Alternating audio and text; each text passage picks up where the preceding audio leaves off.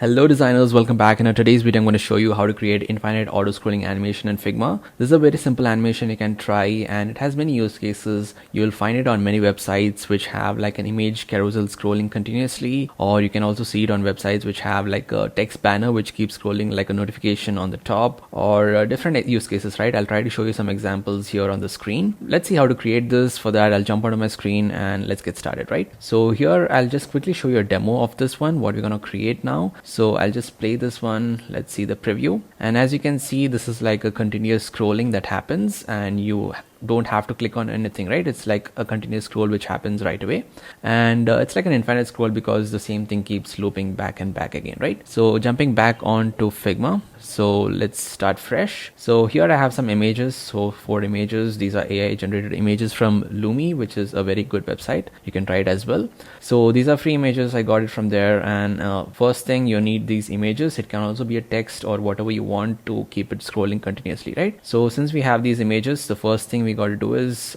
choose the frame size that you want to work with, right? So for that I'm just going to choose a presentation resolution right here. So this is going to be 16:9. You can choose whatever resolution you're working with, just so that you have a proper frame size to work with. And now I'm just gonna move this to the right and we're gonna duplicate this, right? So you can set the spacing between whatever you wish to. I'm just gonna make a copy of this and place it towards the right with the same spacing, so that we have a copy of the same element to the right. And now I'm going to copy this frame size as well, because you want to know what is the frame size so that it can scroll continuously within that frame size, right? So now that you have the frame, just going to place all of this into the frame. So I'm just going to cut this and paste it into this. Again, set it exactly to the start, and let's resize this height to match this one. Okay, so now we have this inside the frame, and now let's also remove the fill from here. So I'm just going to remove the fill from here. Now you can see that the rest of the images are not to be seen. That is because the clip content here is enabled, and once I disable that, you can see that the rest of the images are also on the right side of this. Now just make a copy of this. I'm pressing on Alt and just bringing it down, click and drag, and that brings a copy of it. Selecting all the images inside it and just dragging it to the extreme right, because you want it to animate towards the right. If you want the opposite way, you can do it as well. Just do it opposite and that will be done. So don't place it exactly to the right, because you want it to match the exact frame that you see here, right? So if you see, this is not exactly matching it, and now you want to do is just match it exactly to this one. You can probably place a guide right here so that you can exactly match it. So there you go. And now I can just remove this guide back again. Now it's exactly matching the frame that you see here, right? So now you have 2 variants which you can keep looping back and back again. What I mean by that is, I'll just show you. So now let's just enable the clip content once again so that the rest of the content is not visible.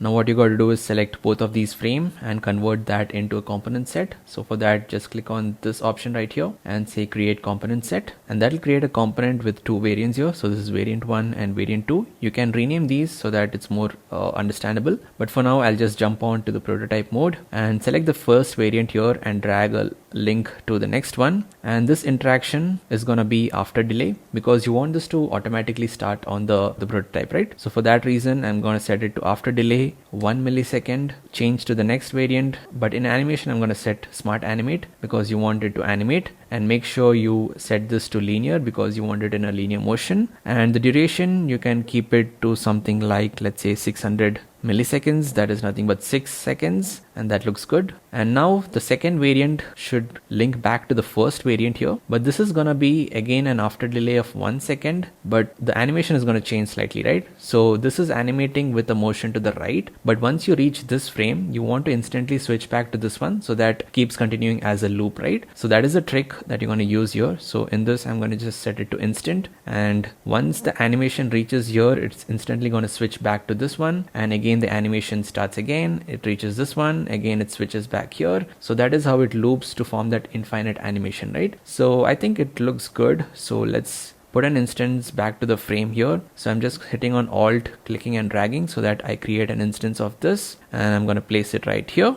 and I'm going to click on this one, and let's play this one and see if it works well. So there you go, you have the animation. It keeps looping continuously Probably the first time you might see a small jerk, but again, this 1 millisecond delay here, which is not very noticeable, but that's the only way to get this infinite loop animation in Figma, and it works great, right? So definitely try it out in your projects, and if you like this video, definitely leave a thumbs up and also subscribe to the channel for more such videos. And as always, thanks for watching, and I'll catch you in the next one.